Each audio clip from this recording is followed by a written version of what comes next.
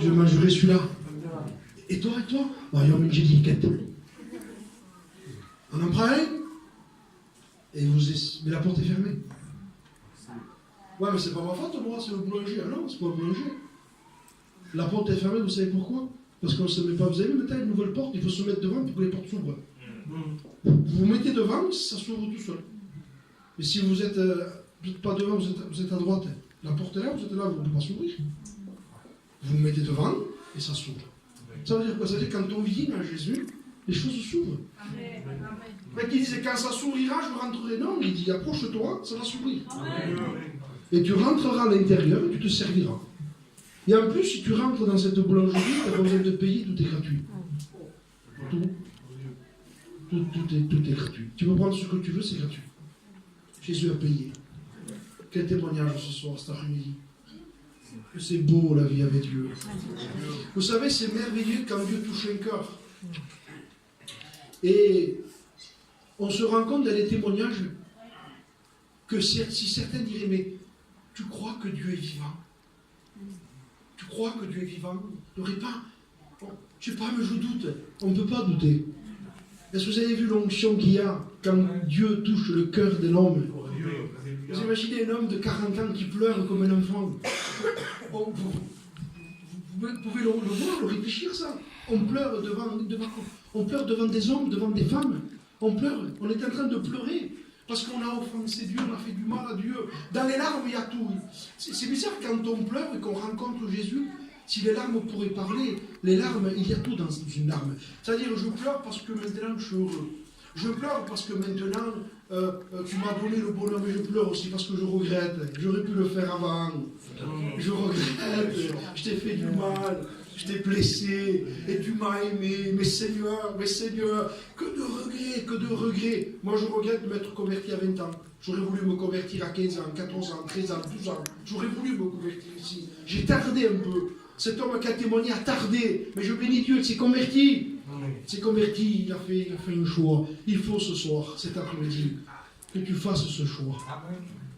On ne peut pas le faire pour toi, ce choix. Il y a un témoignage, il y a des cantiques, il y a un message qui est donné, et tu dois, toi, prendre la décision de dire oui à Dieu. Vous savez, j'ai écouté le témoignage, et comment ça se fait que tu l'as touché dans un bar? Je me suis posé des questions quand j'ai écouté ce témoignage, et j'ai ma réponse. Parce que tout simplement, dans le fond du cœur, il cherchait Dieu. Parce que Dieu ne peut pas se révéler à quelqu'un qui ne le cherche pas. Alors vous pouvez venir à plein de réunions, si vous ne le voulez pas, il se passe rien. Oui. Il voulait. Il y avait une souffrance. Il y avait une recherche. Il ne savait pas comment. Lui, il a cherché Dieu à sa manière. Parce que Dieu sait qu'on le cherche, mais des fois on le cherche mal. Mais on le veut quand même, on désire.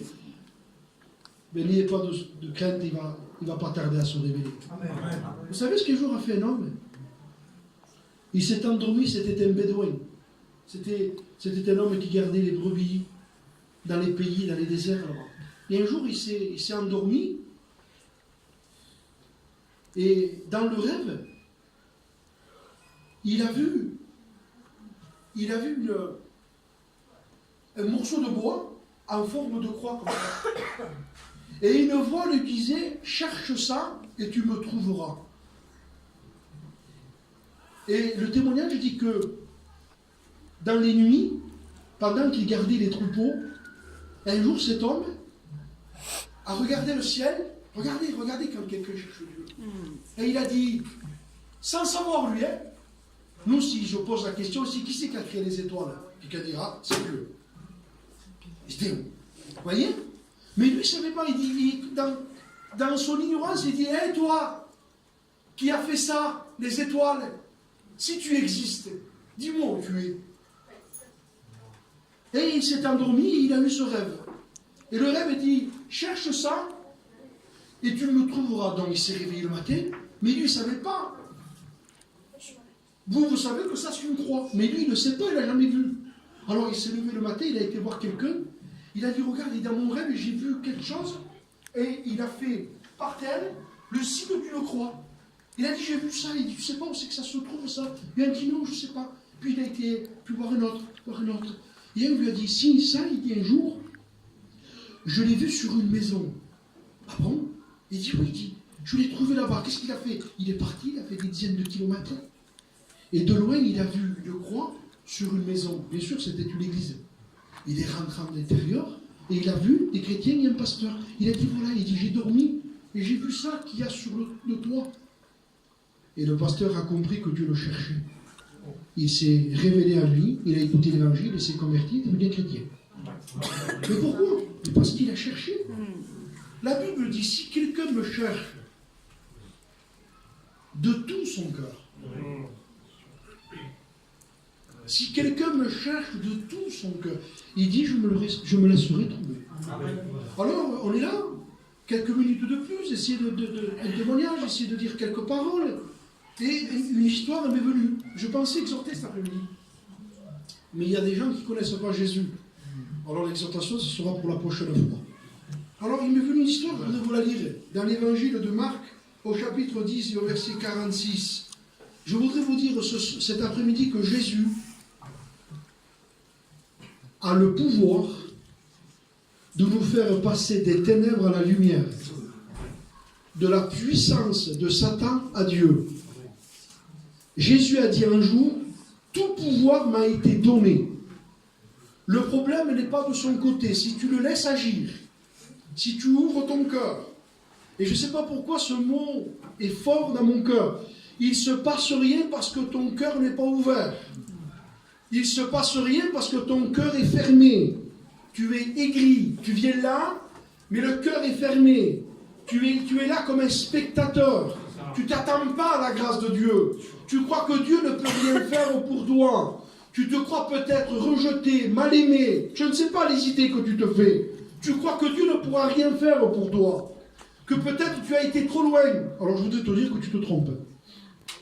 Tu te trompes. Parce que Dieu est vivant. Et la Bible dit que ce qui est impossible aux hommes est possible à Dieu. La Bible dit que quand quelqu'un cherche Dieu, Dieu se révèle à lui.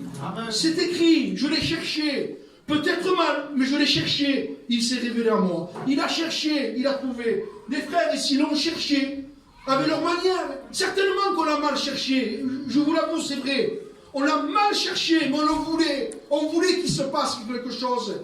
Un jour, quelqu'un s'est converti par une prière. Il a dit, Seigneur, si tu es vraiment vivant, change mon cœur. Et le Seigneur s'est révélé.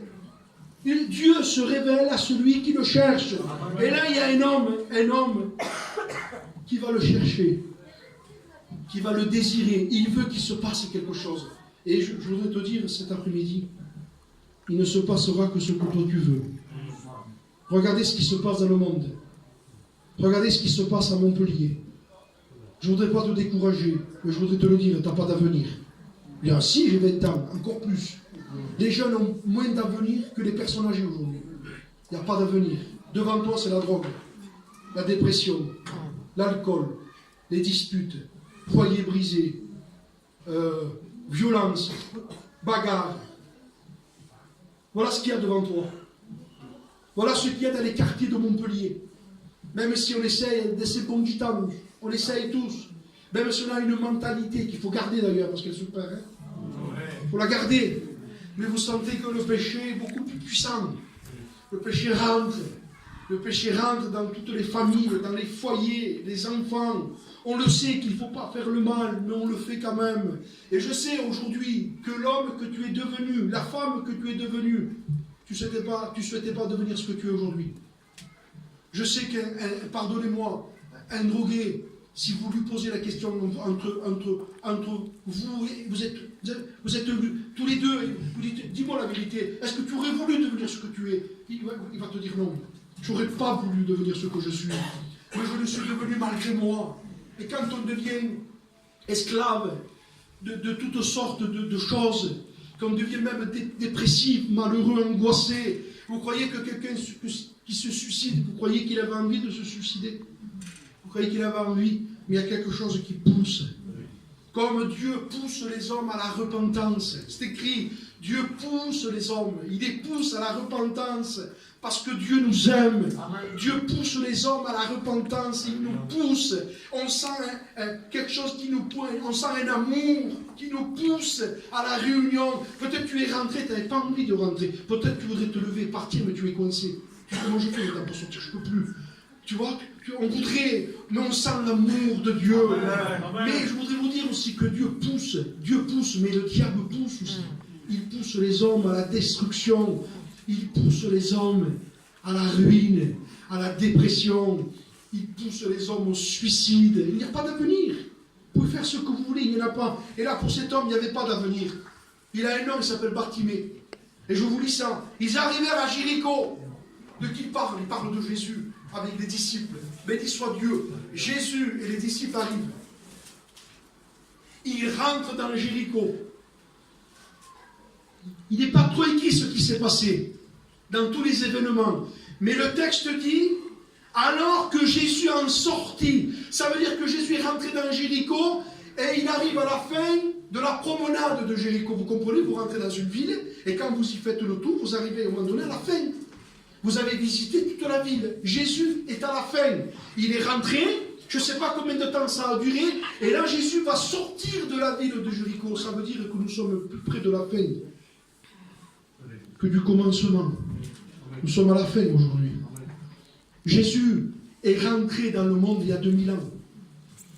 Jésus est rentré, mais là il en sort. Et je voudrais vous dire que Jésus va bientôt quitter, écoutez bien, par rapport aux chrétiens, il va quitter la terre, Jésus. Quand les chrétiens vont partir, Jésus va quitter la terre.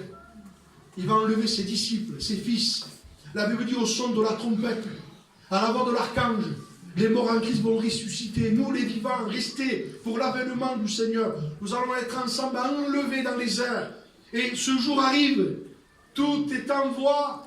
Tout est en train de s'accomplir. Vous le voyez, regardez les prophéties. Regardez Matthieu 24.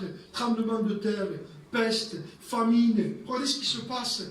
C'est l'horreur sur la terre. C'est l'horreur, l'horreur. J'ai entendu un témoignage hier. Un homme de 28 ans. Sa fortune estimée à 85 millions d'euros. Il s'est suicidé. Malheureux comme les pierres du chemin. Est-ce que vous avez entendu ce témoignage d'un acteur de cinéma qui s'appelait Robin Williams? Vous vous rappelez Jumanji? C'est un film d'enfant. Cet homme s'est suicidé en 2012. C'était un malheureux. Il était prisonnier de la cocaïne. Il disait dans un témoignage qu'il n'arrivait pas à trouver la paix. Il s'est tué. Regardez le monde où nous vivons. Hier, j'écoutais un pasteur prêcher, il rappelait ce témoignage d'Alida. Elle s'est suicidée. Maïbrand s'est suicidé. Mais regardez la ruine.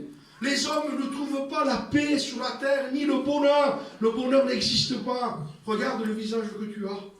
Regarde les ténèbres qui sont sur toi. Regarde l'angoisse que tu es en train de vivre. Les nuits blanches que tu passes. Les nuits blanches que tu passes avec la lumière allumée. Ça, c'est ta vie, ça. C'est ta vie, c'est la tienne, c'est pas celle des nôtres. Tu es malheureux comme les pierres du chemin. Tu es malheureux et malheureuse, même si tu fais semblant, même si tu essaies de faire croire, même si tu mets tes lunettes de soleil, même si tu essaies de cacher, mais Dieu connaît la profondeur du cœur. Tu es malheureux comme les pierres du chemin. Tu es malheureux. Tu es malheureux, tu es malheureuse. Même si tu essaies de cacher, Dieu connaît. Il sait que tu es malheureux. Et cet après-midi, tu es là. Et tout peut changer, tout peut basculer. Et cet homme-là, il y a un homme, Jésus rentre et il va pour sortir de Jéricho. Et écoutez ce qui est écrit. Et il y avait une assez grande foule. Mais oui, là où il y avait Jésus, que faisaient les gens? Quand il y avait Jésus quelque part, les gens venaient. Les gens venaient 10, 20, 30, 100, 200, 400, 500, 600, 1000, 2000, 3000. Les gens venaient de toutes parts. On disait, mais où tu vas? Mais tu sais pas, il y a Jésus! Oui, il est là-bas. Alors les gens sortaient de leur maison. Les gens oubliaient même de faire la cuisine, de faire le manger qu'ils avaient à préparer. Il y avait Jésus là-bas. Les gens y allaient. D'autres allaient pour la curiosité. D'autres allaient parce qu'ils avaient un besoin. Et pendant que Jésus était en train de sortir de Jéricho, avec la foule, écoutez ce qui est écrit. Il y avait un homme, Bartimée, qui était mendiant et aveugle. N'est-ce pas les gens d'aujourd'hui, ça? N'est-ce pas ta vie? Tu n'es pas mendiant? Tu diras, mais qu'est-ce que tu dis? Je ne suis pas mendiant, moi. Je ne demande pas des sous aux gens, mais moi je ne te parle pas d'argent. Tu es mendiant. Mendiant. Mendiant, ça veut dire tu attends quelque chose. Un peu de paix, un peu de joie. Quand c'est que ça va s'arrêter? Ah, j'ai pris des cachets pour les nerfs. Quand c'est que ça va s'arrêter? Tu sens une puissance qu'on appelle le péché, qui te rend esclave, qui fait de toi un mendiant. Il est mendiant aveugle, tu es mendiant et aveugle. C'est ce qu'il était, Francky. C'est ce que j'étais, c'est ce qu'était le frère. Nous étions des mendiants et des aveugles. Nos yeux étaient fermés. Il y avait un voile sur nos yeux. Et en plus, avec tout le respect que je vous dois, je parle de moi, pour parler de personne. Et en plus, je me vantais. Non simplement j'étais mendiant de bonheur, je cherchais le bonheur. J'étais mendiant de bonheur. Et en plus, j'étais aveugle, mais en plus, j'étais fier de moi. Fier, un orgueilleux en puissance, qui me croyait capable. Et qui, parce qu'il disait, mais moi, j'ai pas besoin de Dieu, moi. Mais tu n'es pas ministre de Dieu, on n'a pas besoin de Dieu. Mais vous avez vu la vue qu'on a? Vous avez vu la vie qu'on a? Vous avez vu ce qu'on fait? Vous avez vu ce qu'on pense? Vous avez vu ce qu'on fait dans le secret? Vous avez vu la puissance du péché? Il était mendiant et aveugle. Mendiant et aveugle. Et il était assis au bord du chemin. Ça veut dire beaucoup de choses.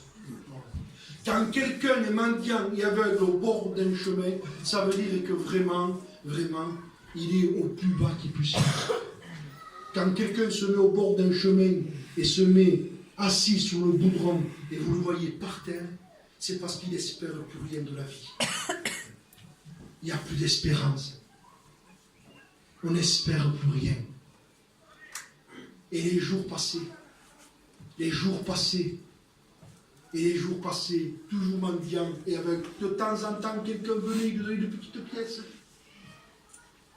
Et Bartimée passait ses jours dans l'angoisse, dans les larmes, dans le désespoir.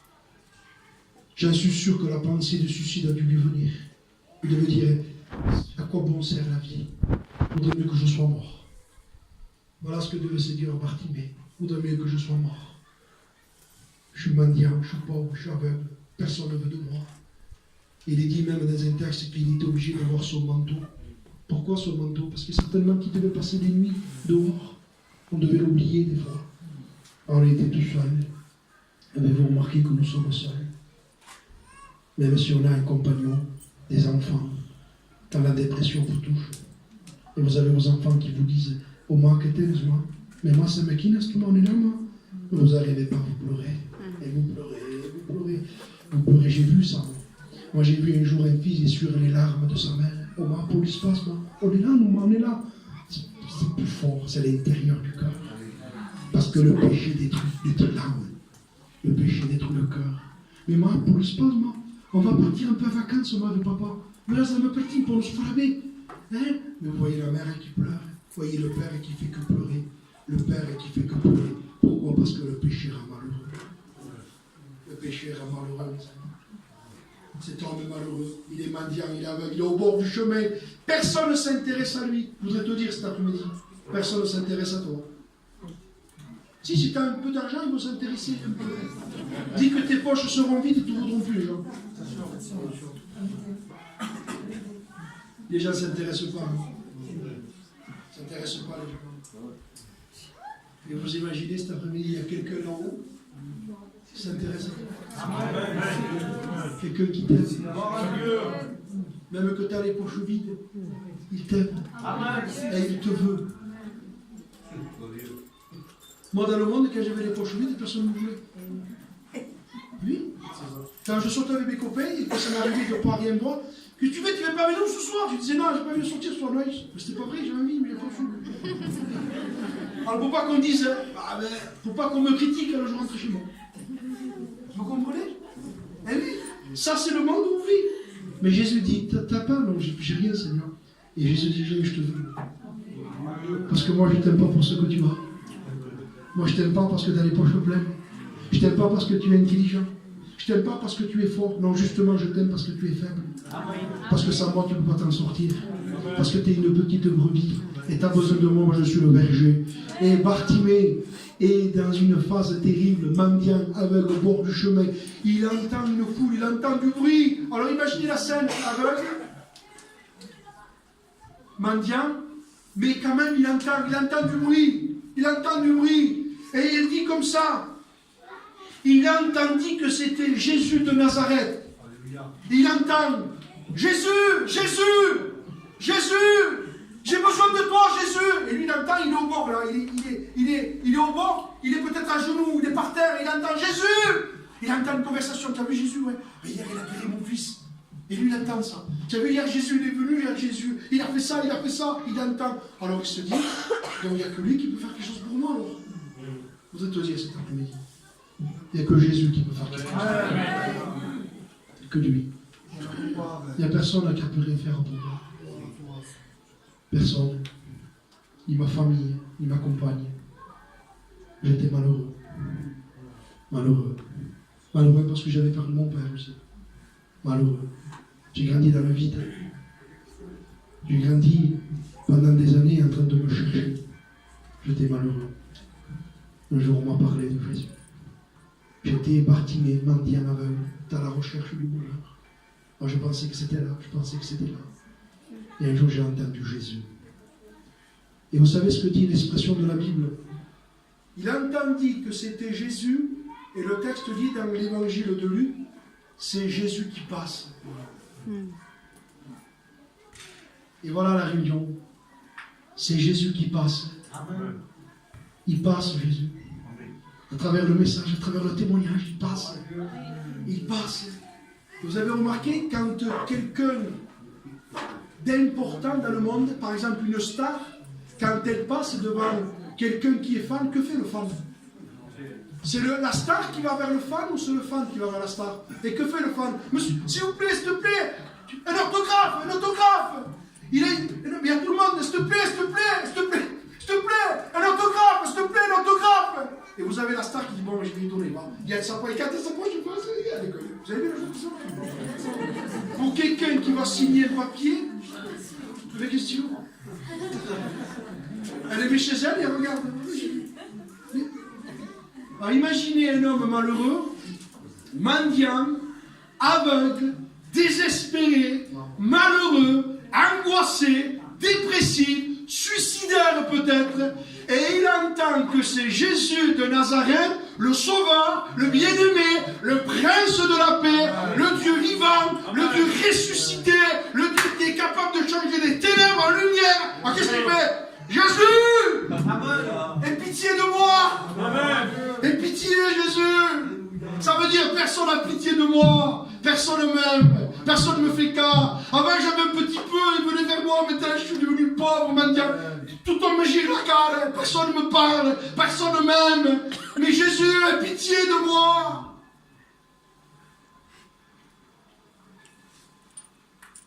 Plusieurs le reprenaient pour le faire taire. Parce que ne te pense pas que si tu veux Jésus, ça va se passer comme ça. Hein. Il va y avoir des choses qui vont se lever pour t'empêcher de te convertir. Plusieurs, écoutez bien, plusieurs le reprenaient pour le faire taire. Ça veut dire que les gens disent, mais tais-toi, hein, tu cries trop fort. Et ça, c'est le rôle des démons. C'est le rôle des mauvais esprits, du diable, qui te dit, crie pas, il ne fera rien pour toi de toute façon. Il ne fera rien pour toi, ne crie pas, il ne fera rien pour toi. De toute façon, Jésus ne t'aime pas, toi, t'es trop loin, t'as trop fait. N'écoute pas cette voix. N'écoute pas cette voix au nom de Jésus, n'écoute pas cette voix. N'écoute pas même les gens qui voudraient te faire taire. N'écoute pas les gens qui voudraient te faire taire, même si c'est ta famille qui est capable de te dire, comme tu vas aller à la réunion. Un jour, j'ai écouté un père qui a dit à son fils, comme tu vas aller à Jésus. Mais ça se passe ce jour, mon fils. Ah, il est trop jeune pour aller à Jésus. Pour faire le péché, non. Il n'est pas jeune. Regardez si les gens sont enténébrés, que dans leur folie, ils sont capables de dire à leurs enfants, va pas, l'évangile était trop jeune encore. T'as rien connu. Regardez les gens qui sont dans les ténèbres. Mais si tu ne veux pas te convertir, toi, laisse ton fils te convertir. Laisse-le tranquille.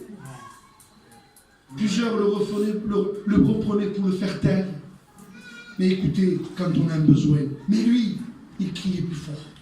Et pitié, amen, et pitié, pitié de moi, quelle prière. Écoutez, j'ai jamais vu une prière comme ça. Regardez les gens qui ne sont pas chrétiens, ils prient. J'ai écouté des prières de certaines personnes, ils prient même bien. Ils savent prier, mais ils ne sont pas convertis. Regardez-lui. C'est pas une belle prière. Aie pitié de moi. C'est le cœur. Quand un homme veut. Je voudrais te dire cet après-midi, jusqu'à aujourd'hui, tu as dit, j'y arrive pas. Je voudrais te dire cet après-midi, ce que tu dis n'est pas vrai. Tu veux pas. Tu as dit plusieurs fois, j'y arrive pas. Moi, je te traduis, tu veux pas. Tu as vu le téléphone, tu n'arrives pas, pourtant tu sais le faire marcher. Vous savez ce que j'ai entendu hier? J'étais à la salle, j'étais assis. Je suis observateur, vous savez, moi, je suis quelqu'un qui observe beaucoup. J'étais assis. Et j'ai écouté une jeune femme que je connais, la femme à Nathan. Et j'ai écouté qu'elle disait, je suis en train de me passer mon permis. Et je sais que c'est une petite et qui ne sait pas trop lire, pas trop écrire. Vous savez ce qu'elle a dit? Elle a dit, je l'aurai, va. Je l'aurai le permis. Et je l'ai écrit dans ma Bible. Et j'ai écrit, quand on veut quelque chose, on l'a. Même qu'on ne sait pas écrire, qu'on ne sait pas lire, quand on veut le permis, on le passe. Donc je n'arrive pas à me convertir. Tu ne veux pas. Alors si tu ne veux pas, il ne se passera rien. Mais lui veut. Il a voulu. C'est pour ça que la Bible dit, Dieu veut que tous les hommes soient sauvés. Mais toi, ce que tu veux. Ce que tu veux, toi. Et lui veut. Plusieurs le font taire. Et toi, tu plus. On dirait que je le vois. Peut-être il s'est levé, il s'est écarté. Il a dit, et plus fort, pitié de moi, Jésus. Il a crié. Écoutez le mot. Jésus s'arrêta. Parce que quand on crie à lui, quand on veut Jésus, quand on dit à Jésus, je veux de toi, Jésus s'arrête. Vous avez remarqué que dans des vies, Jésus, il y a des gens qui viennent à la réunion pendant des années et qui sont capables de prier ou de lire même la Bible, mais Jésus ne s'est jamais arrêté dans leur vie. Pourquoi? Parce que Jésus connaît le cœur. Il y a des gens qui font croire qu'ils le veulent, mais ils ne le veulent pas. Mais vous avez des gens qui le veulent, à tout prix, à n'importe quel prix. Je te veux, Jésus. Mais il va falloir se mettre en règle. Je te veux. Il va falloir que tu te débarrasses de ça. Je te veux. Je veux Jésus. Je le veux à tout prix. Mais il y a un prix à payer. Je veux Jésus. Je le veux. Quand Jésus voit qu'on le veut, il s'arrête. Et écoutez le mot. Jésus s'arrêta et dit, appelez-le. Que c'est beau. Il a arrêté Jésus. Jésus s'est arrêté.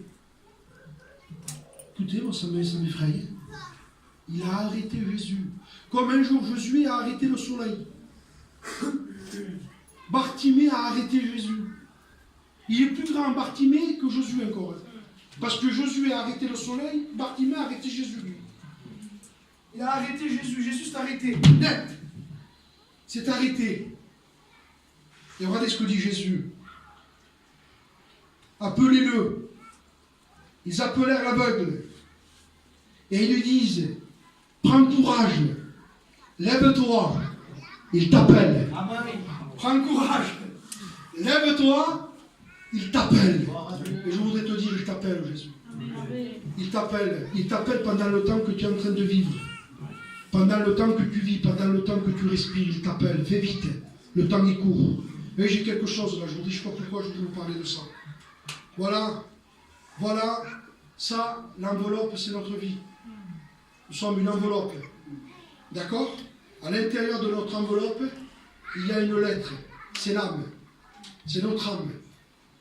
Et vous savez bien, même si on n'est pas instruit, qu'on n'a pas le bac, mais quand on va envoyer une lettre à la carte, on ne se trompe pas. Sur la lettre, l'enveloppe, pour qu'elle arrive à destination, il faut qu'on mette un timbre, l'adresse et le code postal. Si vous mettez un timbre, l'adresse et pas le code postal, lettre pérille. Vous mettez le code postal, l'adresse et pas le timbre, lettre perdue. C'est-à-dire qu'il faut que tout soit bien fait. L'adresse, le code postal et le timbre. Vous êtes d'accord? Vous envoyez votre lettre pour qu'elle arrive au lieu que vous voulez. Quand vous avez la lettre, vous vous dites, elle part, mais je ne sais pas où elle va. Non, tu sais où elle va, tu as mis l'adresse. Vous êtes d'accord ou non? C'est tout à fait normal ça. Je veux que ma lettre arrive où moi je veux. Donc, je mets l'adresse, le code postal et le timbre. Je la mets à l'intérieur de la boîte et elle part où moi je désire. Je voudrais te dire cet après-midi, où c'est que tu veux passer l'éternité? Ah, je sais pas, moi. Comment je sais pas? Moi, je sais. Et comment tu le sais? Mais parce que je suis une enveloppe, j'ai mis le timbre, l'adresse et le code postal. Je sais où je vais. Est-ce que tu sais où tu vas? Si tu quitterais la terre aujourd'hui, si le fil de ta vie serait coupé, où passerais-tu l'éternité? Il t'appelle. Il t'appelle parce qu'il sait que l'appel est important. C'est un appel au salut. C'est l'appel au salut. C'est l'appel pour sauver ton âme. C'est l'appel pour pardonner tes péchés. Et voilà ce qui est écrit. Il t'appelle. Ils appelèrent l'aveugle en lui disant, lève-toi, il t'appelle. Et écoutez ce mot. L'aveugle jeta son manteau. Alors je vais vous traduire comment je vois ça. Vous avez des gens qui veulent aller à Jésus, ils veulent garder leur manteau. Le manteau, c'est notre vieille nature. Le manteau, c'est notre péché. Et je sais qu'il y a des gens aujourd'hui dans le monde évangélique, je le sais parce que je le vois. Ils veulent bien Jésus, mais ils veulent garder leur vie.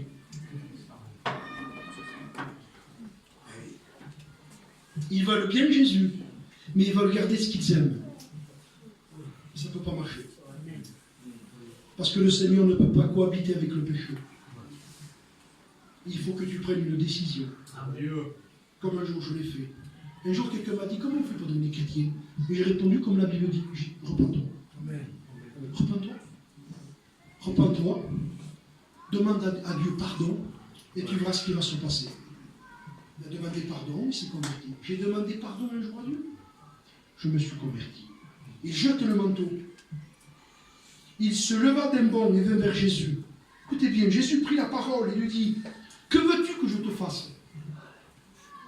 Écoutez-le. Rabboni. Vous savez ce que ça veut dire, ça? Tout le monde, je disais un jour, dans la Bible, appelait Jésus Rabbi. Vous le lirez. Même les pharisiens appelaient Jésus Rabbi. Rabbi, Rabbi. Mais Rabboni, c'est plus profond. Rabboni, ça veut dire mon maître. Et la Bible, elle est vraiment en ordre.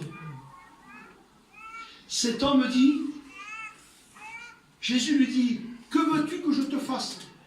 Cet homme répond, Rabboni, mon maître. Je voudrais te dire qu'avant que tu me bénisses, tu es mon maître déjà. Même si tu ne me guéris pas de mes yeux, tu es devenu mon maître. Alors, quand Jésus attend, mon maître, je suis devenu ton maître? Oui. Rabboni? Oui, tu es mon maître. Que veux-tu que je te fasse? Cet homme répond que je recouvre la vue. Ça veut dire quoi? Ça veut dire que si cet homme n'aurait pas recouvert la vue, Jésus était devenu son maître quand même. Où je vais amener cet après-midi? Je ne sais pas pourquoi, mais je sais ce qui se passe dans le cœur de l'homme. Il y a des gens qui disaient, si Dieu ne me bénit pas, il ne me donne pas ce que je veux, je m'en irai. C'est vrai ou quoi? J'ai vu des gens dans les églises dire, je suis venu à la réunion, Dieu ne m'a pas donné. C'est pas la même recherche, hein. C'est pas pareil que le témoignage. Hein. Le témoignage, c'est un témoignage où un homme qui cherche Dieu. C'est-à-dire que je vais venir tel jour et tel jour, s'il ne se passe rien, je repartirai. C'est pas pareil. C'est pas dans le sens, donne-moi. Je veux qu'il se passe quelque chose dans mon cœur. Mais il y a des gens qui disent, non, non, je veux rien qui se passe dans mon cœur. Mais je veux que tu me bénisses quand même. Je veux que tu me donnes ça, que tu me donnes ça, que tu me donnes ça, que tu me donnes ça, que tu me donnes ça. Cet homme-là est en train de dire à Jésus, même si tu ne me donnes pas la vue, je te suis. Tu es mon maître. Alors bien sûr, que veux-tu que je te fasse? Et cet homme dit que je recouvre la vue. Et Jésus lui dit, va, ta foi t'a sauvé. Va. Mais ses yeux ne sont pas encore ouverts. Il dit, va, ta foi t'a sauvé. Et je me rends compte, mes frères, que la chose la principale aujourd'hui, c'est de sauver. C'est de sauver. J'ai une vieille voiture, c'est pas grave, je suis sauvé. J'ai une maison en tôle, je suis sauvé. J'ai une villa, je suis sauvé. J'ai pas de montre, c'est pas grave, je suis sauvé. Vous comprenez? Je suis sauvé. Je m'en vais, je suis sauvé. Même si je ne suis pas, même si je ne deviens pas un apôtre, je voudrais le devenir, mais même si je ne suis pas un grand apôtre, ça serait important. Mais l'important, je suis sauvé. Amen. C'est l'important. L'important, c'est que tu te sauves. Sauve-toi. L'apôtre dit, sauvez-vous de cette génération perverse et corrompue. Sauve-toi. Il dit, et le Seigneur dit, écoute, voilà, ta foi t'a sauvé. Aussitôt, il recouvra la vue. C'est beau quand même. Regardez comment c'est dans l'équilibre. Rabboni, mon maître. Jésus dit, comme je suis ton maître, je te sauve. Et parce que je suis devenu ton maître et que je te sauve, maintenant je vais te donner ce que tu veux. Recouvre la vue. Ça veut dire que Dieu nous donne ce qu'on désire parfois. Vous savez ce que dit la Bible? Fais de l'Éternel tes délices. Et il te donnera ce que ton cœur désire. Amen. Alors il recouvra la vue, et ça c'est le plus beau. C'est le plus beau ça. Qu'est-ce qui a été écrit là-dessus? Et suivit Jésus dans le chemin. La chose la plus belle du monde, c'est de suivre Jésus. Suivre Jésus. Le suivre. Le suivre avec des hauts, avec des bas. Le suivre en soyant béni. Vous savez, des fois je ne suis pas béni, je suis quand même. Mais les chrétiens, quand ils ne sont pas bénis, le suivent pas. Je suis Jésus. Contrarié, je suis Jésus. Un peu agacé, je suis Jésus. Je suis très béni, je suis Jésus. Je suis triste. Ça arrive des fois. Je suis Jésus. Et tu vois, Bartimée, parce que vous imaginez la scène, il a pris le manteau, il l'a jeté. Les gens lui disent, où tu vas? Pourquoi tu jettes le manteau? C'est fini, je n'ai plus besoin. Où tu vas maintenant? Je suis Jésus. Mais tu sais, ça va être dur, hein? Sur Jésus, c'est pas facile, hein? Il va y avoir des moments difficiles. C'est pas grave, je suis Jésus. Tu sais, tu en as un peu, mais ça va diminuer, hein? Parce qu'on va te mettre à règle. C'est pas grave, je suis Jésus. Tu sais, avec lui là, tu as eu un conflit, ouais, il va falloir que tu te réconcilies pour le pardon. D'accord. Je le ferai parce que je suis Jésus. Amen. Je suis Jésus. C'est beau. Je suis Jésus. Pendant 20 ans, 30 ans, 40 ans, 50 ans, je suis Jésus. Avec des larmes, avec de la tristesse, avec des incompréhensions, avec des comment, avec des pourquoi. Je suis Jésus. Je le suis. Je le suis. Je suis Jésus. Je voudrais vous dire cet après-midi, frères et sœurs, ne vous suivez pas, vous. Suivez Jésus. Amen. Si je me suis,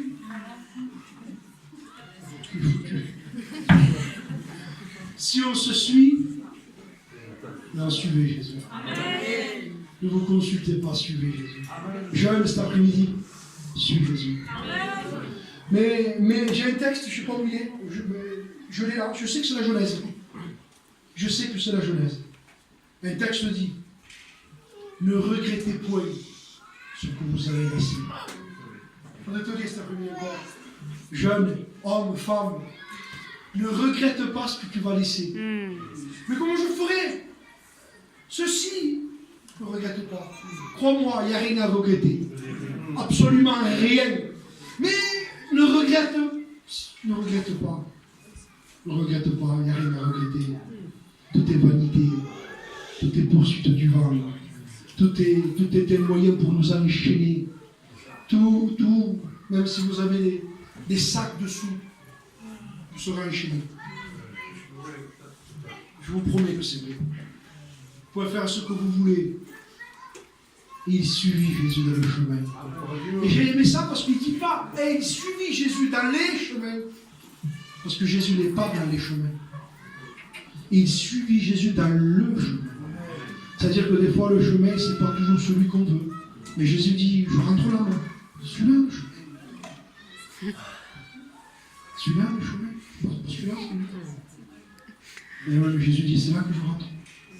Alors Jésus, je te suis. Petit chemin resserré, chemin rocailleux, chemin plein de poussière. Mais il y a Jésus. Jésus, qui tient la main.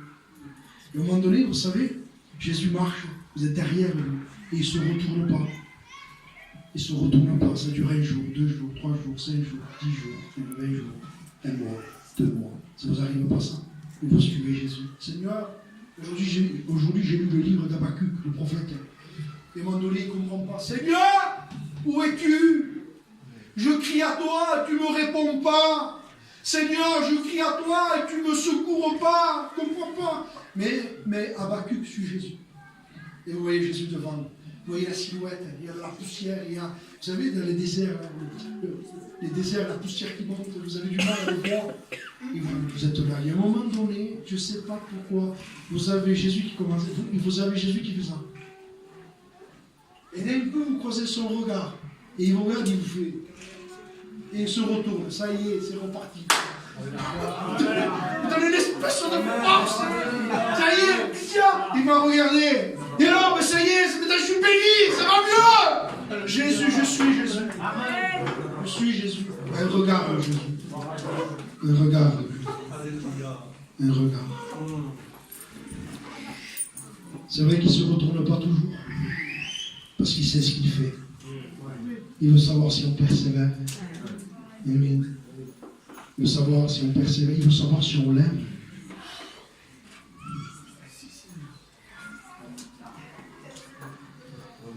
On suit Jésus. Fini, hein? Gloire à Dieu.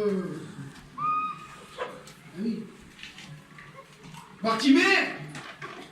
Alors? C'est dur quand même avec la main à la main.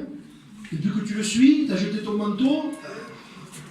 Il te couvrait bien quand même son manteau. Ouais, mais t'as pas envie de le reprendre, mais je ne peux pas. Pourquoi je suis Jésus? Je suis.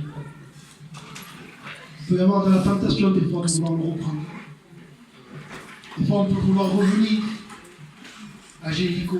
On peut vouloir le reprendre, la tentation de le reprendre. Mais même je vais trouver, on peut vouloir le reprendre et l'avoir mis, mais on le met. Oh, je l'ai remis. On se l'enlève de nouveau et on le rejette. On ne peut pas. On suit Jésus. On suit Jésus. On veut le suivre. Cet après-midi, tu peux le suivre. C'est la chose la plus belle du monde. Suivre Jésus. Amen. Est-ce que tu voudrais le suivre cet après-midi et vivre une vie de lumière, une vie de paix, être heureux, être heureuse, te coucher dans la paix? Un texte dit, je me couche et je m'endors en paix. Toi, tu ne peux pas le dire. Tu te couches, toi, mais tu ne t'endors pas en paix. Tu n'as pas la paix. Jésus va te la donner. Il faut que tu te repentes. Il faut que tu te convertisses. Il faut que tu jettes le manteau. Il faut que tu le suives. Amen. Et il suivit Jésus dans le chemin. Amen. Que Dieu soit loué. Que le Seigneur. Seigneur, merci pour